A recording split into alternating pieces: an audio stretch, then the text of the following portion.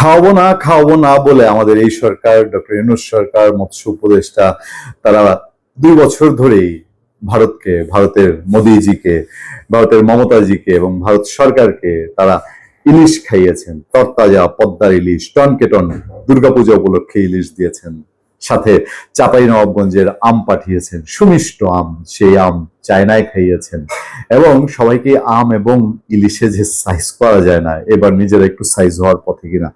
কলকাতায় যে বাংলাদেশি বিদ্বেষ, সেই বিদ্বেষে যে প্রতিকৃতি দেখা যাচ্ছে, সেইখানে আপনারা দেখেন ডক্টর ইউনূসের প্রতিকৃতি ডোনাল্ড ট্রাম্প এবং শাহবাজ শরীফের সাথে। মানে যে মানুষগুলোকে ভারতের মানুষ ঘৃণা করে, ভারত সরকারের সঙ্গে যাদের বিদ্বেষ এখন চূড়ান্ত পর্যায়ে, তাদের প্রতিচ্ছবি অসুর বা রাক্ষসের সাথে রাখা হচ্ছে।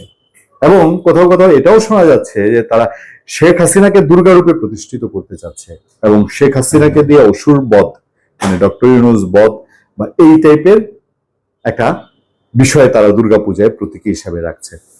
এই যে ধর্মের সাথে রাজনীতিকে মিশানো, এই ধর্মের সাথে রাজনীতিকে মিশানোর খেলা এত ডেঞ্জারাস অবস্থায় গেছে বাংলাদেশ এবং ভারতের মধ্যে, ভারতের ভেতরে, এটা কতটা সীমাহীন দেখেন।